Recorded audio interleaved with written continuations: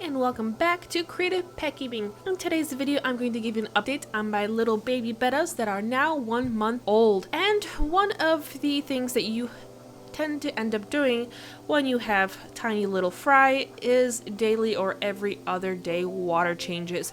This is super important because it helps not only keep your fry really healthy, but it also helps improve their growth.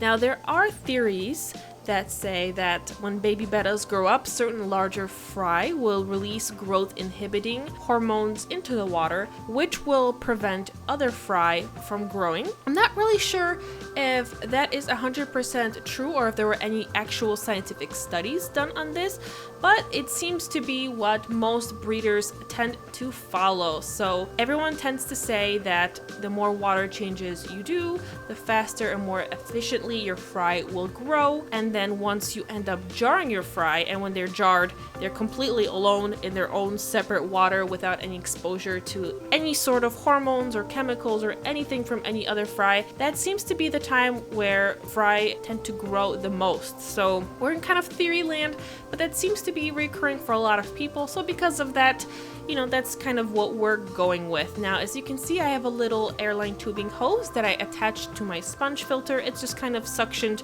to it. This will allow me to drain the water quite slowly, and in case any of the fry would accidentally get sucked up, if the hose maybe moved a little bit, because it is pulling at such a slow rate, it won't really kill the fry. And I am draining the water into a bucket, and this will allow me to later on check if any fry were siphoned up. Usually I have a pretty good success rate. Last year I don't think I siphoned up any fry. I don't remember, but this year I only siphoned up one so far, and I was able to catch that one and put it back into the tank, and it's doing well. Now, another thing to note here is I am actually draining 2 tanks at the same time. So on the right is the baby betta tank, and on the left is the Cockatooties, Apistogramma cockatooties double red female with her babies as well. She actually raises her babies, which is really nifty. Now, the reason that I'm draining 2 tanks at once is that the method of draining your tanks using airline tubing is very slow.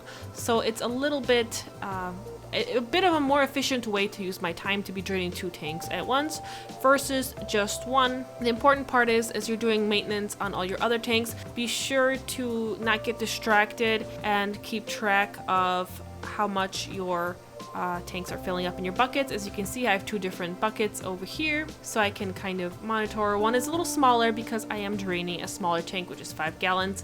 The 10-gallon tank, on the other hand, is being drained using a 5-gallon bucket, so it allows me to remove more water.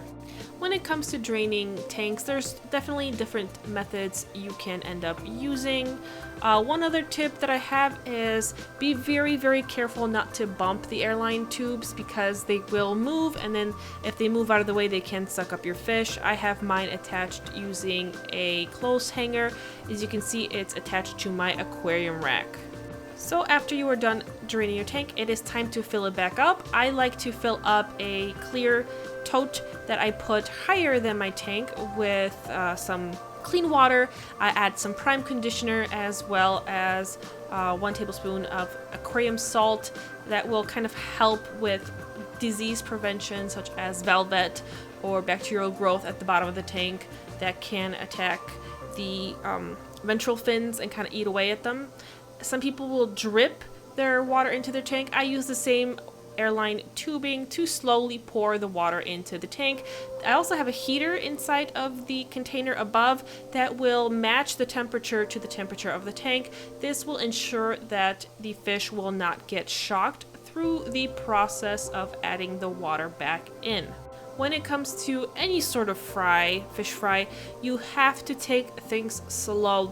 I've heard so many stories of different hobbyists and breeders that have killed entire spawns just because they did a water change that was too quickly done. It shocked the fish. So take your time. If you're not sure, if you're a beginner breeder, take it even slower. If you're not comfortable pouring the water back like I am using the airline hosing and want to do it even slower, you can tie a gentle knot This will allow the water to drip back in, but this will take a longer time. As always, I do have a caution.